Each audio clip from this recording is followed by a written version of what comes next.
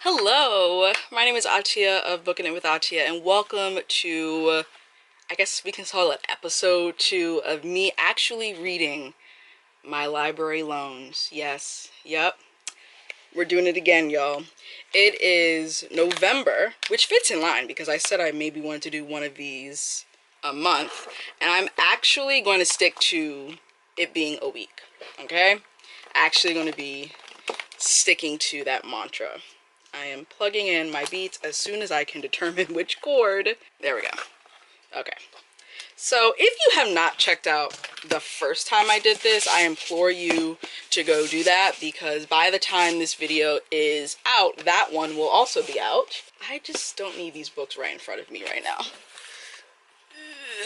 So basically the premise of these, let's just call them monthly vlog projects, is that I go to my Libby app and I actually read and or listen to books that I keep pressing renew on, or books that I've sent back to the library and then, you know, I put a hold on them and they come back, things like that. So I have a wheel of names. Let me pull that up.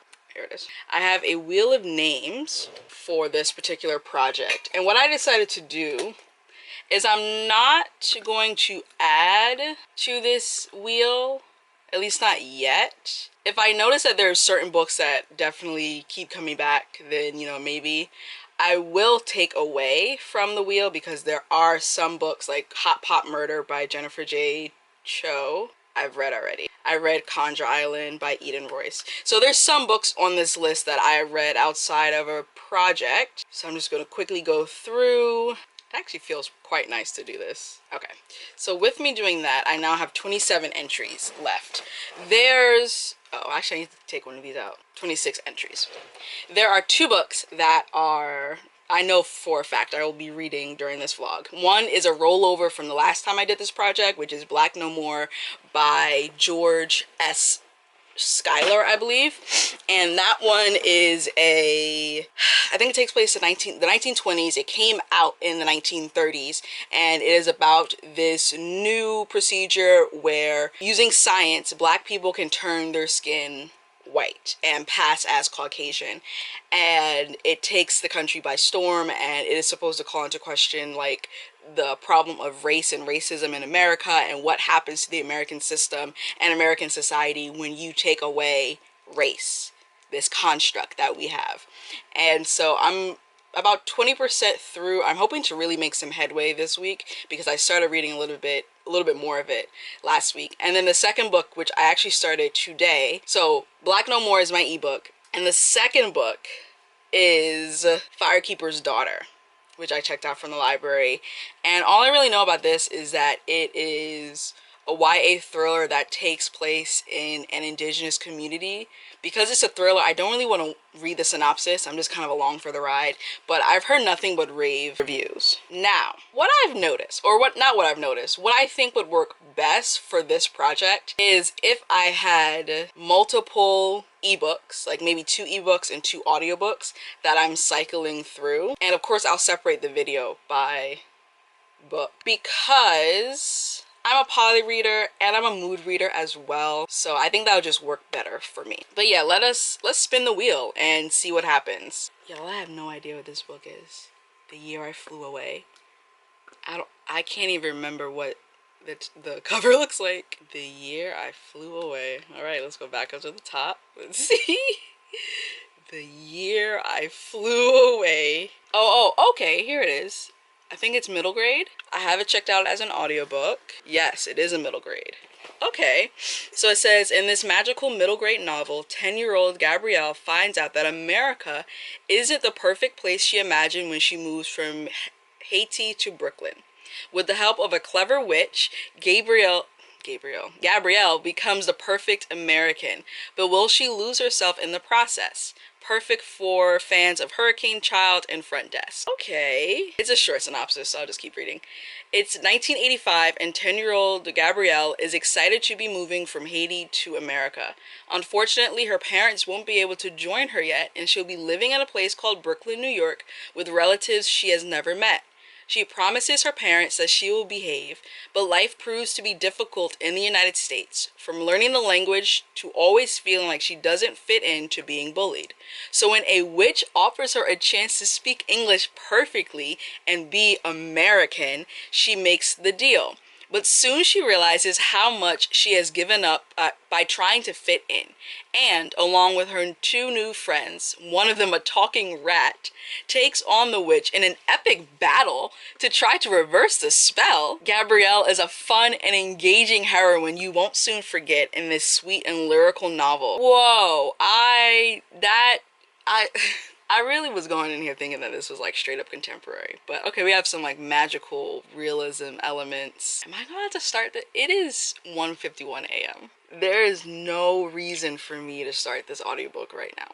I'll listen for 20 minutes. Yeah, that's what I'll do. After we pick the next book, which will hopefully be an ebook. Hopefully this is an ebook. If it's not an ebook, I will just keep spinning until I have a title that I have checked out as an ebook.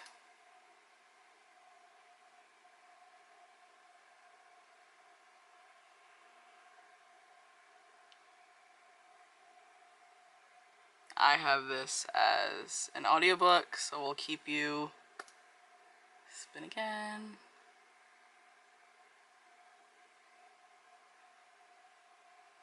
Ooh.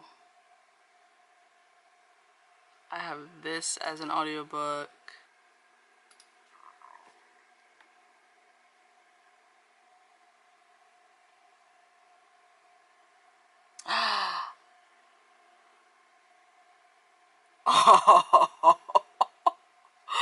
Okay, that is awesome. I have been staring at this book. I have the physical copy, but I also have it checked out at the library.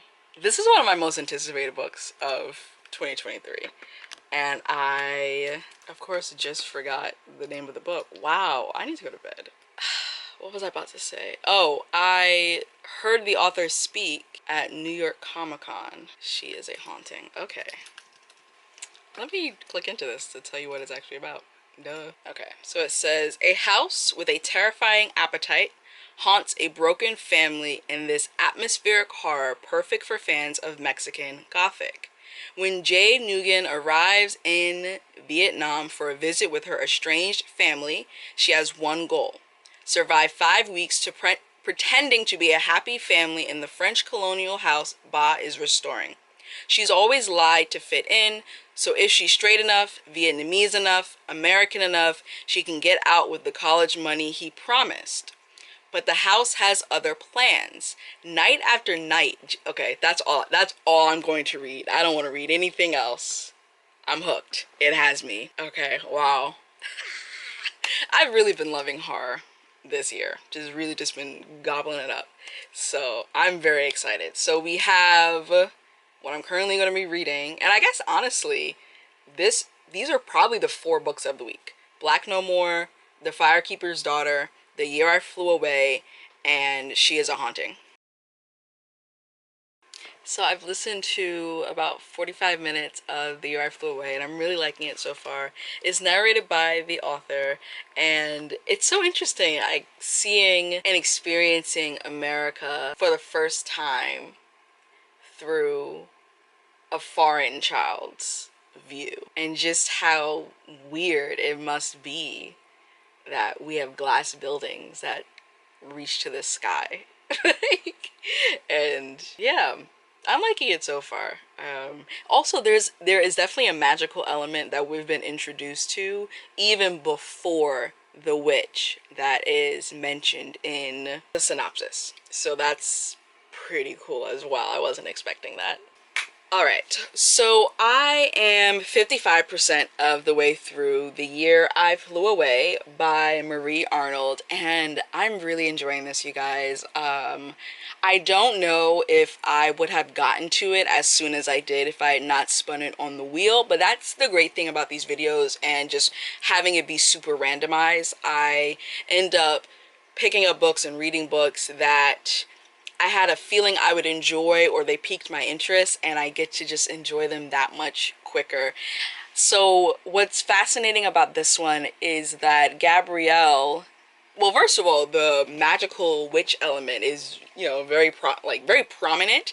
There's a talking rat who thinks he's a rabbit, which I guess is supposed to be, or no, he doesn't think he's a rabbit. He knows he's a rat, but he wants so bad to be a rabbit because everyone loves rabbits and they think they're cuddly.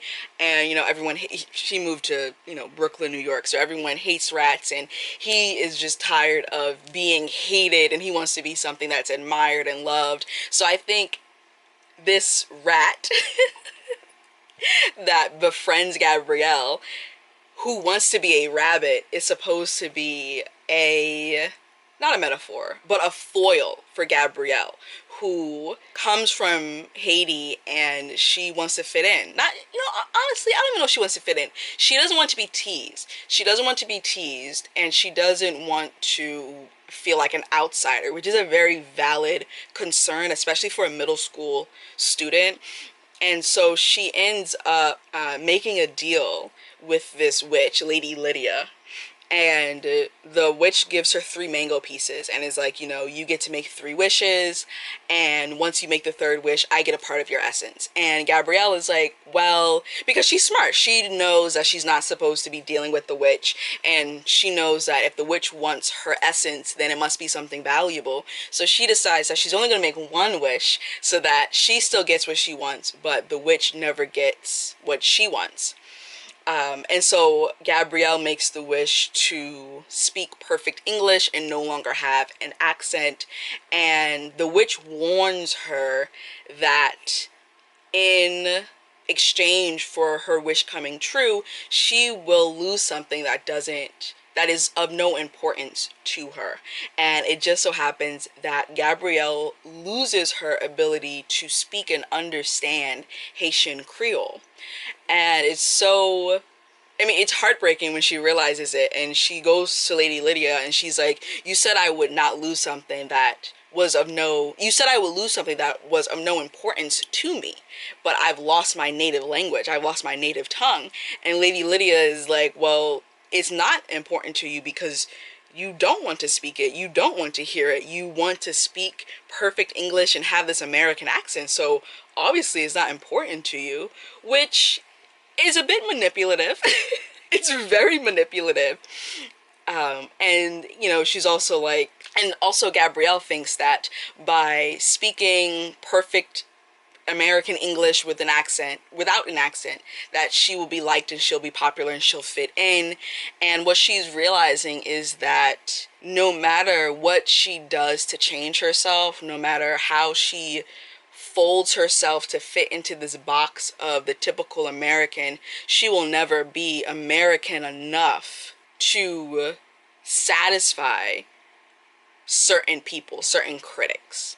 And I have not reached the part where, well, I don't know if it's going to happen, but I haven't reached the part where she makes a 2nd wish, because that's kind of what Lady Lydia is hinting at. She's like, you know, you're going to want to use the other 2 wishes because obviously speaking perfect American English is not all that you need. But I'm wondering how far Gabrielle is going to go with that. And she has this instance where she's helping her uncle at work, at his job, one of his jobs, and he is a cleaner for the city parks, and they're going to, I think, Shea Stadium to clean up the stands. And there are 2 people who are supervisors or some managerial position, and they say in earshot of Gabrielle and her uncle, you know, wow, Haitians are coming in and they're taking over, and what kind of diseases are they bringing, and just being real immature, disgusting, xenophobic bigots. And Gabrielle says to her uncle after a while, she's like, did you hear those men? Did you hear them? And he blows up at her, and he's like, you know what, like, I'm doing all this so that you don't have to work for people like that. And he thinks that she's judging him, but she's really having a moment of realization that this grown man who's been here for how many ever years still doesn't fit in, still doesn't belong. And he also feels like she does. And I guess because she wasn't speaking, or maybe it had nothing to do with her reaction and everything to do with his own internal embarrassment that this still happens to him, and she had to witness that, which I think is very relatable for a lot of children, especially immigrant children, especially children who are descendants of non-white Americans, honestly, really. And what I appreciate about this book is that this book deals with, I guess it is xenophobia. It really is xenophobia. It deals with xenophobia. It deals with, because it's, the people teasing Gabrielle are other students of color. I'm sure there's some white students in there as well, but it's not just the white students who are teasing Gabrielle. It's also other students of color, because they have fed into the American imperialist idea of what it is to be a foreigner, what it is to be an outsider. And you have her cousin, Kayla, who came to America when she was 7, and she's now a teenager, and she does not, at first, does not like the fact that Gabrielle is here. And what she tells her later on, she's like, you know, they made fun of me too, and I should have been there for you, and you just have to wait until the next new girl comes, because that was the only way I got any reprieve. And Gabrielle is like, I don't want to first, she's like, I don't want to have to wait, and I also don't want another person to have to endure this teasing. Like, it should not take someone else being put down and mortified for me to feel better about myself and for me to not be targeted and teased. But going back to what I was originally saying is that I think it was very smart for the author to show how you can be a non-majority, you can be a minority person and still inflict pain based on white supremacist ideals, which is essentially what's happening to Gabrielle. So yeah, I'm very much enjoying The Year I Flew Away. Alright, so I finished listening to The Year I Flew Away by Marie Arnold. 5 out of 5 stars. I loved it. I loved the magical realism in it. I loved how our main character Gabrielle has to learn to love herself. Not love herself, but love where she comes from, and how she realizes that she can be both Haitian and American. There does not have to be an or, can be an and to that. I also love that her friends, Rocky the Rat and Carmen, are not the type of friends that encourage her to do stupid or bad things or make bad decisions. They're very much like, you know, we love you the way that you are. And mostly Carmen is like, you know, I love you the way that you are. You're perfectly fine. You don't need to do this. And there's a scene in the book where Gabrielle, she wants, you know, American hair. And she asks Carmen to perm her hair for her. And Carmen is like, no. And Carmen's like, no, I'm not gonna help you do this, because like this is the first thing she asks, she's like, your aunt and uncle are okay with this? And then when Gabrielle can't give her an answer, she's like, absolutely not. Like, I'm not gonna help you change yourself this much.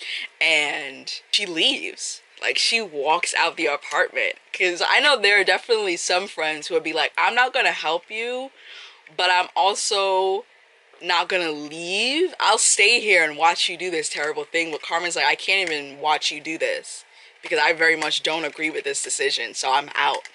And I really respected the character of Carmen. But yeah, I gave it 5 stars. That was a very easy 5 stars, honestly. Very easy 5 stars. I am 42% of the way into Firekeeper's Daughter. And this book is so interesting. It took a turn that I was not expecting. And again, I did not read the synopsis on purpose. I knew that it was a mystery. I don't think I thought it was a thriller at all. But I knew it had like some mystery elements to it. And there's a lot about specific Native American cultures in here. Our main character, Donis, is very interesting, very straightforward. And I just like it. I like the writing. I like the character relationships. I like how we're seeing Adonis as she interacts within her Native American community, and she is very loyal and very determined to do what's right, and she has a main goal about what's right and what's wrong. And I'm gonna look at the synopsis to see what exactly is a spoiler and what exactly is not a spoiler. Okay, yeah, so what I was about to say was a spoiler.